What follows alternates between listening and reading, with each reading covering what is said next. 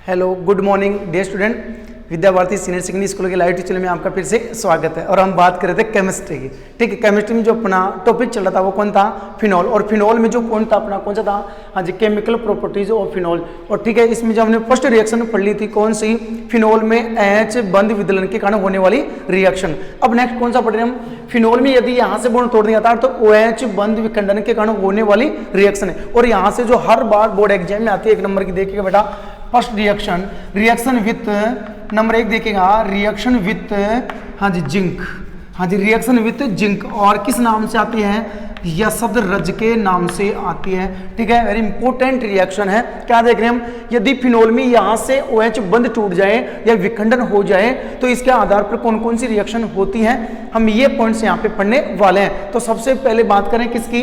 Reaction with zinc की। अर्थात तो फिनॉल की रिएक्शन आप यसद रज के साथ करवा रहे हैं। ठीक है, तो हाँ जी, बेंजीन का फॉर्मेशन होता है। बड़ी इंपॉर्टेंट रिएक्शन है।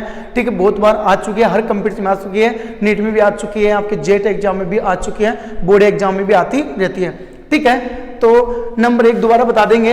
हाँ जी, फिनॉल में से OH बंध विखंडन के कारण होने वाली रिएक्शन, यदि फिनॉल में यहाँ से बॉन्ड टूट जाए बेटा, ठीक है, तो कौन कौन सी रिएक्शन होगी वो रिएक्शन हम पढ़ने वाले हैं। तो पहली थी रिएक्शन विद जिंक, अर्थात इसको क्या बोलेंगे आप? यसद रज। अर्थात फिनॉल की यसद रज के साथ रिएक्शन देखेगा तो हम यूं लिख रहे हैं इसको बेटा, ये हो गया अपना कौन? फिनॉल। और इसकी रिएक्शन किसके साथ करवा रहे हैं आप? जिंक के साथ करवा रहे हैं। ओके, हाँ जी, और यहाँ पे नॉर्मल टेम्परेचर ले रहे हैं। तो देखो क्या होगा, यहाँ पे ऑक्सीजन, यहाँ से बॉन्ड टूटेगा ना, यहाँ से बॉन्ड टूटेगा। ठीक है, तो ऑक्सीजन बाहर हो जाए किसके साथ में? जिंक के साथ में। H, हाँ जी, फेनल के साथ में जो तो बेंजीन बन जाएगा। तो ये हो गया अपनी बेंजीन, R रिम हो गया ZNO। ये रिएक्शन है बेटा, बहुत बार आ चुकी है। ठीक है, इसको दार्शनिक ओन के नाम से भी जाना जाता है कंपटीशन में। हाँ जी, दार्शनिक ओन के नाम से भी इसको जाना जाता है।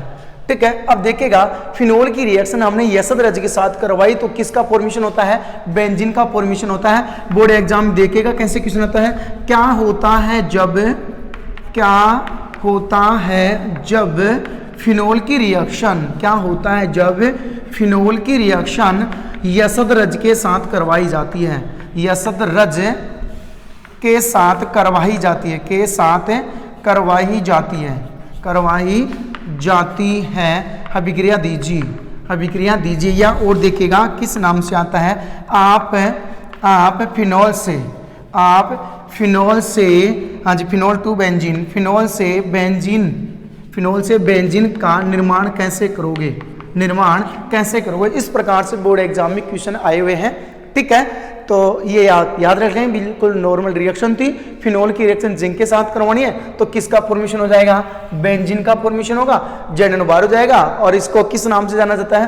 दार्शनिक ओन नाम से जाना जाता है। हाँ जी, और किस प्रकार से बोर्ड एग्जाम में आपका क्वेश्चन बनता है वो हमने लिख दिया है। तो आप फिनॉल से किसका फॉर्मेशन कर रहे हैं? बेंजीन का फॉर्मेशन कर रहे हैं। इस प्रकार से आपको करना है। इंपॉर्टेंट रिएक्शन थी, तो ये एक रिएक्शन अपने क्या हो गई है? कंप्लीट हो गई है। अब देखिएगा अगली रिएक्शन कौन सी है। हाँ जी, तो रिएक्शन विथ PCl5, फिनॉल की रिएक्शन PCl5 के साथ करवाएंगे। ये रिएक्शन आसानी से नहीं होगी, इसलिए इसमें क्या देना पड़ेगा आपको? टेम्परेचर। ठीक है, तो देखिएगा नंबर 2। हाँ जी, और क्या लिखेंगे आप? रिएक्शन, हाँ, रिएक्शन विथ PCl5 के साथ में आप रिएक्शन कर रहे हैं। ठीक है, तो देखिएगा पहले तो क्लोरोबेंजीन का निर्माण होगा और वो मात्र 1% बनने वाला है। कितना परसेंट बनेगा इस रिएक्शन में? 1% बनेगा। ठीक है, इसके बाद में यदि आप फिनॉल की रिएक्शन, हाँ जी, फास्फोरस ऑक्सी ट्राइक्लोराइड के साथ करवाएंगे तो ट्राइफेनिल फॉस्फेट का फॉर्मेशन होगा, जो कि 99% प्रोडक्ट बनने वाला है यहाँ पे। तो देखिएगा बिल्कुल इजी रिएक्शन है, हार्ड नहीं है। तो ये तो अपना कौन हो गया? हाँ जी, फिनॉल हो गया। और ये अपना कौन है? PCl5 है। हालांकि ये नॉर्मल टेम्परेचर रिएक्शन पॉसिबल नहीं है, ये याद रखेंगे। क्यों नहीं होंगे? क्योंकि यहाँ से OH समूह आसानी से नहीं हटने वाला है, क्योंकि जो इसके लोन पेयर है हाँ जी वो रेजोनेंस में भाग लेने लग जाते हैं। तो यहाँ से बॉन्ड का हाँ जी ब्रेक नहीं होगा, अर्थात इसमें एक आंशिक द्विबंध का और फॉर्मेशन हो जाता है रेजोनेंस की वजह से। आपको अच्छी तरह से बताया है। यहाँ पे टेम्परेचर ले लीजिएगा तो देखिएगा किसका फॉर्मेशन होगा? क्लोरोबेंजीन।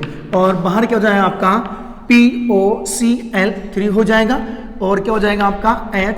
Cl। हाँ जी, और ये बनता है मात्र कितना परसेंट, 1% बनता है क्लोरोबेंजीन। अब देखिएगा क्या होने वाला है। हाँ जी, इसमें जो उप उत्पाद के रूप में कौन बनाया, फास्फोरस ऑक्सी ट्राइक्लोराइड, ये फिनोल के साथ अर्थात फिनोल के आधिक्य के साथ रिएक्शन करेगा बेटा। तो देखिएगा यहाँ पे लिख रहे हैं हम क्या, फिनॉल, और ये एक्सेस में है, आधिक्य में है, किस में है, आधिक्य में है। और इसकी रिएक्शन किसके साथ करनी है आपको, POCl3 के साथ। हमने चेक किया है कि POCl3 आया कहाँ से है, ठीक है। अब देखिएगा टेम्परेचर लेना है, तो यहाँ पे ट्राइफेनिल फास्फेट बनता है, ट्राइफेनिल फास्फेट बनता है। हम इसको यूं भी लिख सकते हैं, देखिएगा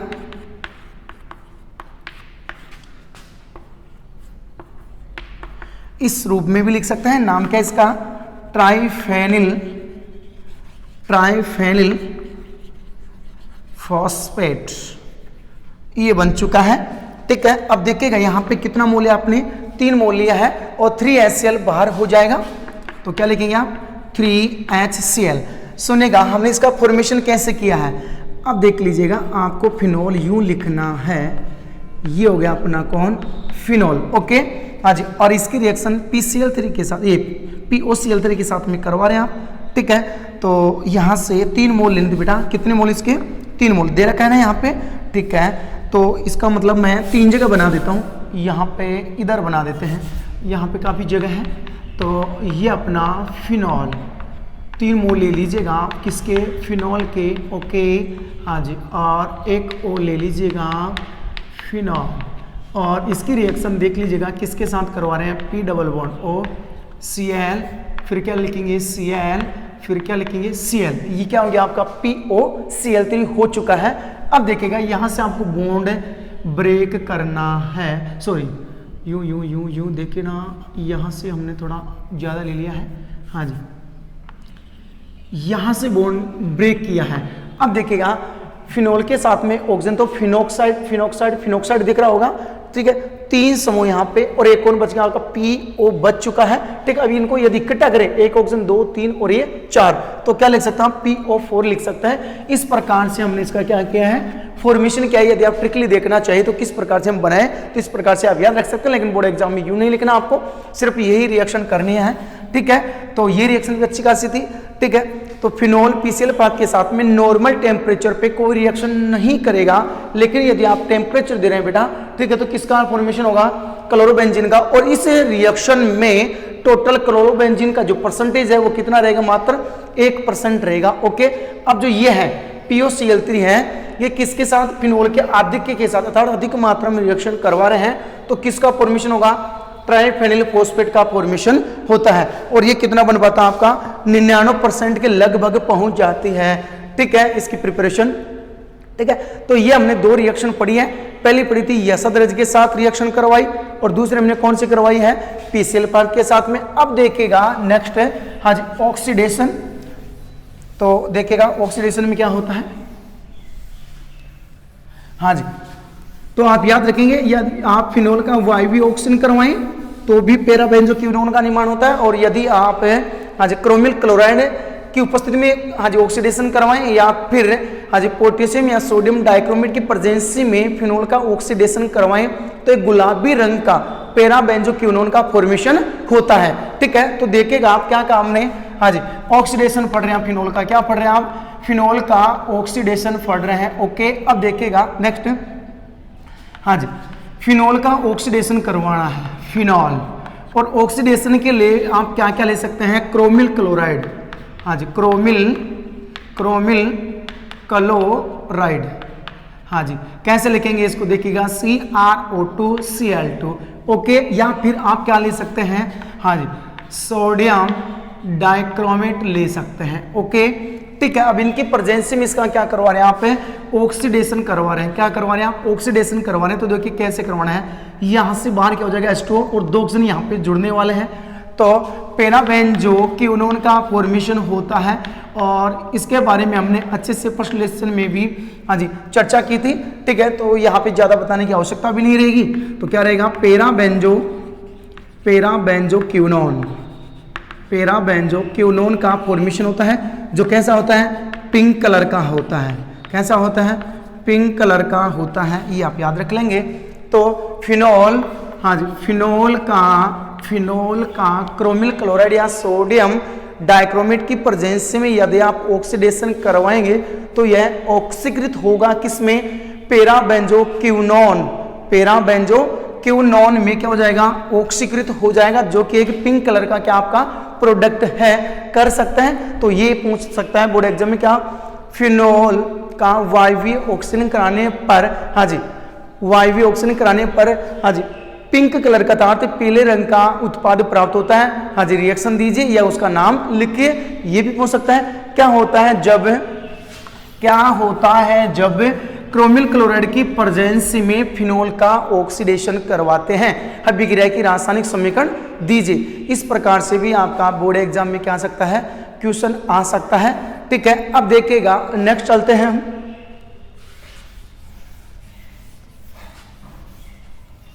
अब देखिएगा नेक्स्ट अपना पॉइंट है बेंजीन वलय। क्या कह रहे हैं हम, बेंजीन वलय पर, फिनोल की बेंजीन वलय पर होने वाली अभिक्रियाएं। हाँ, सी पॉइंट, फिनोल में बेंजीन वलय, फिनोल में, हाँ जी, बेंजीन वलय पर होने वाली रिएक्शन, और अभी हम आपको बता दें, हाँ जी, कौन सी रिएक्शन होगी ये आपको याद रखना है। ऑर्थो पैरा निर्देशकारी, बेटा कौन है, यहाँ से भी क्वेश्चन आता है, ऑर्थो पैरा निर्देशकारी है। कौन है, ऑर्थो पैरा निर्देशकारी। तो फिनोल में बेंजीन वलय पर होने वाली रिएक्शन, अर्थात जो फिनोल है वो इलेक्ट्रोफिलिक सब्स्टिट्यूशन रिएक्शन कहाँ पे रिप्रेजेंट करेगा, ऑर्थो व पैरा पे। अब ऑर्थो व पैरा पे ही क्यों करेगा, ये हमने बता दिया है, 2 लेक्चर में इनको बताया है, बहुत अच्छे से बताया था, क्योंकि इसमें रेजोनेंस के दौरान बेंजीन वलय की आज ऑर्थो व पैरा पोजीशन पर इलेक्ट्रॉन डेंसिटी में क्या हो जाती है, इंक्रीजिंग हो जाती है, जिससे आने वाले इलेक्ट्रॉन्स नहीं आसानी से कहाँ जुड़ता है, ऑर्थो व पैरा पे। इस कारण से ये ध्यान रखेंगे, हाँ जी, जो ये इलेक्ट्रोफिलिक सब्स्टिट्यूशन रिएक्शन है, इलेक्ट्रोफिलिक सब्स्टिट्यूशन रिएक्शन है, हाँ जी, वो कहाँ दर्शाएगा, हाँ जी, कहाँ दर्शाएगा, ऑर्थो व पैरा पे। कहाँ दर्शाएगा, ऑर्थो व पैरा पे। इस कारण से फिनोल को क्या बोलते हैं कि ये ऑर्थो पैरा निर्देशकारी होता है। ठीक है, तो ये देख रहे हैं, दोबारा देखिएगा क्या बोल रहे हैं, ये देखिए बेटा अपना फिनोल है, कौन है, फिनोल है। अब बेंजीन वलय पर, फिनोल में बेंजीन, अब इस पर होने वाली रिएक्शन, तो ये रिएक्शन ओनली फॉर कहाँ पॉसिबल, अर्थात कहाँ दर्शाएगा, ऑर्थो और पैरा पे। हाँ जी, ऑर्थो पैरा, ऑर्थो पे ही रिप्रेजेंट करेगा। क्यों करेगा, हाँ जी, बता दिया था, क्योंकि रेजोनेंस के कारण, हमने जब इसमें रेजोनेंस की थी, ठीक है, तो रेजोनेंस के कारण ऑर्थो व पैरा में, हाँ जी, इलेक्ट्रॉन डेंसिटी क्या हो गई थी, इंक्रीज हो चुकी थी, ये आपको याद रखना है।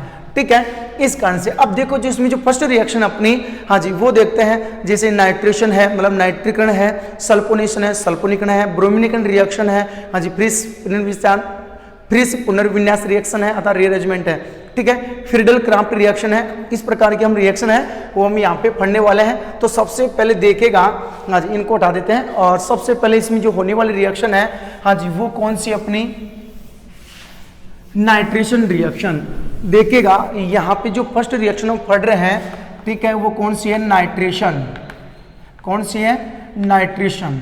ठीक है, नाइट्रीकरण रिएक्शन, जिसको आप बोलते हैं नाइट्रीकरण अभिक्रिया बोलते हैं। ठीक है, अब देखिएगा, हाँ जी, बेंजीन वलय पर, बेंजीन रिंग पर, बेंजीन वलय पर, हाँ जी, NO2 ग्रुप का जुड़ना, हाँ जी, कौन सी रिएक्शन कहलाएगी, नाइट्रीकरण रिएक्शन कहलाएगी, अर्थात NO2 का जुड़ना नाइट्रेशन रिएक्शन कहलाती है। अब जो नाइट्रेशन रिएक्शन है वो देखिएगा किस प्रकार से हो सकती है।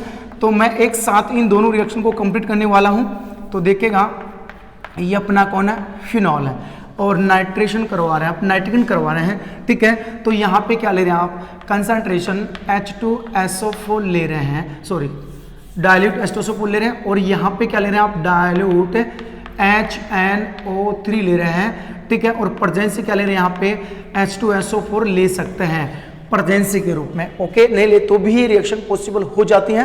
ठीक है, और अब देखिएगा जो अगली रिएक्शन है वो बड़ी प्यारी रिएक्शन है, और यहाँ पे यदि टेम्परेचर देना चाहिए तो कितना आएगा, 298 केल्विन, तो आप दे सकते हैं। ठीक है, अब फिनोल की रिएक्शन, कंसंट्रेशन HNO3 के साथ करवाए हैं और प्रेजेंस से क्या रखेंगे, कंसंट्रेशन H2SO4 की प्रेजेंस में, तो यहाँ पे टेम्परेचर की आवश्यकता नहीं पड़ती है।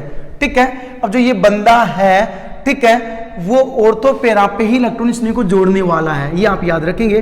तो देखो मैं ऐसे लिख सकता हूं HNO3 को यूं, ये क्या हो गया, HNO3 हो गया। अब देखो यहां से H निकाल सकते हैं, आप यहां से निकाल सकते हैं, ठीक है, तो बाहर क्या हो गया H2, तो NO2 समय यहां ही तो जुड़ेगा ना, हाँ जी। तो ऑर्थो है पैरा, दो प्रोडक्ट यहाँ पे बनने वाले हैं। तो देखिएगा हम इसका फॉर्मेशन यूज करते हैं फिनॉल, यहाँ पे क्या आ गया NO2 आ गया है, प्लस पैरा पोजीशन बन सकते हैं यहाँ पे OH और क्या लिखूं NO2, तो क्या बन गया ऑर्थो पैरा नाइट्रोफिनॉल, दोनों का नाम एक साथ लिखा है मैंने। आज ये कौन है, ऑर्थो नाइट्रोफिनॉल, और ये कौन सा है, पैरा नाइट्रोफिनॉल, दोनों को एक ऐड करके लिख दिया मैंने, क्या, ऑर्थो पैरा नाइट्रोफिनॉल। इस प्रकार से फॉर्मेशन होता है। लेकिन देखिएगा इन दोनों को क्या बोलते हैं बेटा, नाइट्रिक मिश्रण बोलते हैं, नाइट्रेशन मिक्सर, नाइट्रेशन मिक्सर बोलते हैं, ये आप याद रख लेंगे। ठीक है, कंसंट्रेशन HNO3 और कंसंट्रेशन H2SO4, लेकिन इसका अधिक है, ये क्या कहलाएगा आपका नाइट्रेशन मिक्सर, नाइट्रीकरण मिश्रण कहलाता है। ठीक है, तो जब आप फिनोल की रिएक्शन नाइट्रेशन मिश्रण के साथ में करवाते हैं तो 2,4,6 से ट्राई नाइट्रोफिनोल का फॉर्मेशन होता है यूं। यहां पे क्या आएगा आपका OH NO2 और यहाँ पे क्या जाए आपका NO2, हाँ जी, नाम देख लीजिएगा, यहाँ से स्टार्ट 1 2 3 4 5 6, तो 2 4 6 से ट्राई नाइट्रोफिनॉल, हाँ जी, इसका फॉर्मेशन हो चुका है, कर सकते हैं, हाँ जी। और इसका फॉर्मेशन किस प्रकार से किया है ये एक बार और देख सकते हैं हम। जैसे मान लिया हमने ये लिखा है यूं, ये आपका बेटा कौन था, फिनोल था, यहाँ से H, यहाँ से H और यहाँ से क्या निकाला H, हाँ जी। अब देखिएगा HNO3 को हम ऐसे लिखते हैं, HNO3 को हम यूं लिख रहे हैं, HNO3 को, हाँ जी, क्या लिख रहे हैं आप, HNO3 को यूं लिखते हैं, हाँ जी। बाहर क्या हो जाएगा H2, इधर भी क्या हो जाएगा H2 और यहाँ भी क्या हो गया H2, तो 3 नाइट्रो समूह यहाँ पे जुड़ेंगे और ये, हाँ जी, किसकी तरह बिहेव करता है, मोर एसिडिक नेचर की तरह, मोर एसिडिक नेचर की तरह क्या करता है, बिहेव करता है, अर्थात मोर क्या है, ये अधिक अम्लीय क्यों है, क्योंकि इसमें देखिएगा जो NO2 समूह है, कौन सा समूह है, NO2 समूह है, वो इलेक्ट्रॉन आकर्षित समूह, अर्थात जो प्रेरणिक प्रभाव दर्शाते हैं वो कौन सा दर्शा रहे हैं, ऋणात्मक प्रेरणिक प्रभाव दर्शा रहे हैं। इसके कारण से ये फटाफट इलेक्ट्रॉनों को खींचेंगे तो यहाँ से बाहर कौन निकल जाएगा, H+ निकलेगा, अर्थात जितने इलेक्ट्रॉन आकर्षित समूह यहाँ पे जुड़ोगे उतनी तेज गति से H+ बाहर निकलेगा, कर सकते हैं। तो इस प्रकार से क्या है, मोर एसिडिक नेचर की तरह बिहेव करता है,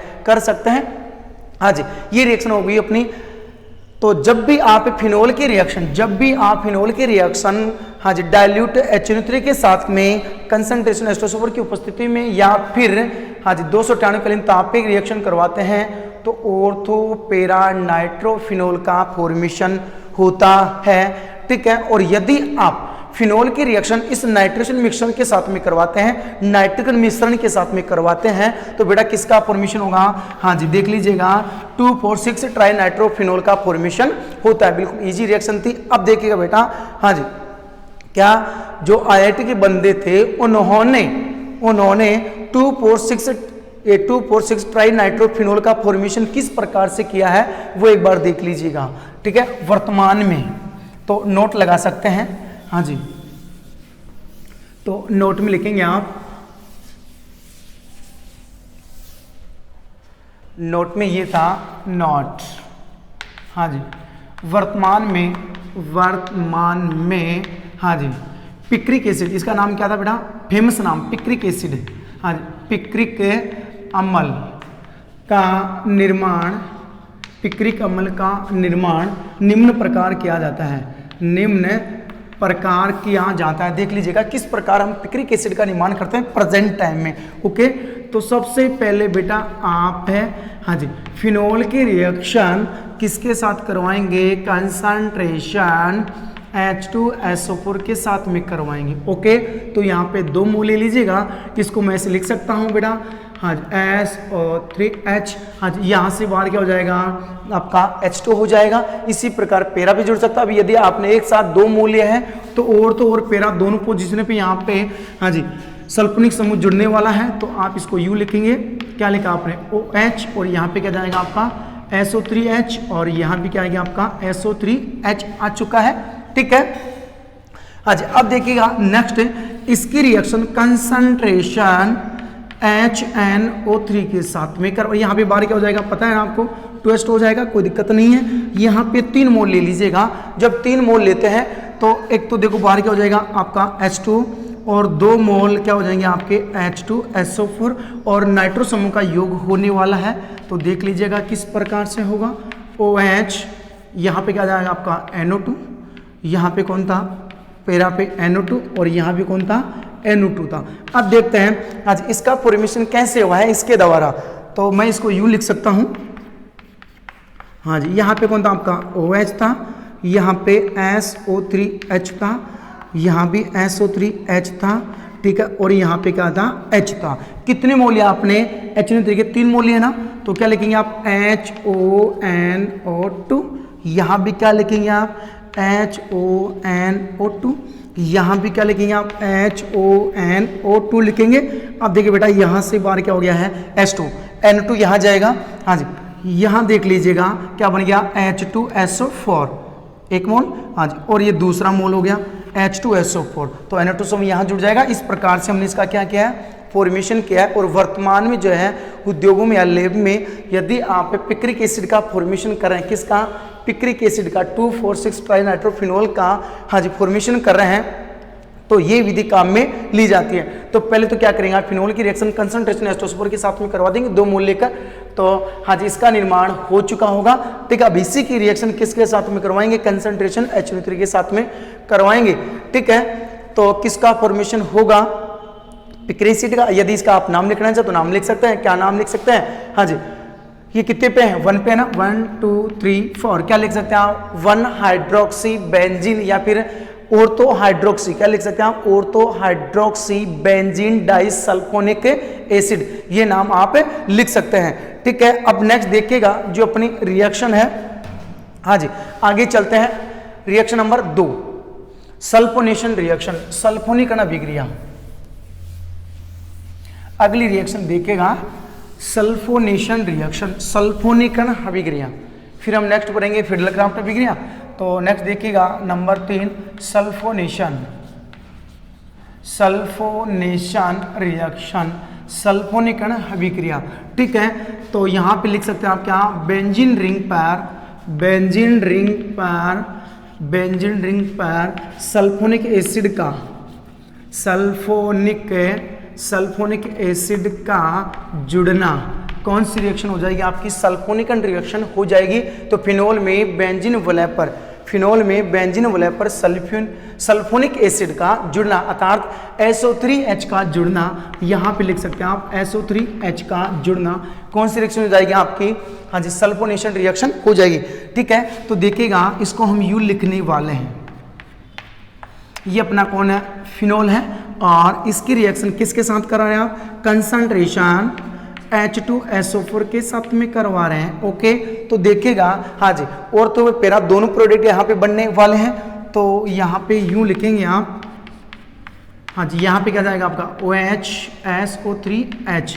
इसी प्रकार हाँ जी यहाँ पे क्या लिखेंगे आप OH और यहाँ पे क्या आ गया SO3H। नाम लिखना चाहते तो लिख सकते हैं आप ऑर्थोपेरा, ऑर्थोपे और यहाँ पे कहाँ पे है पेरा पे।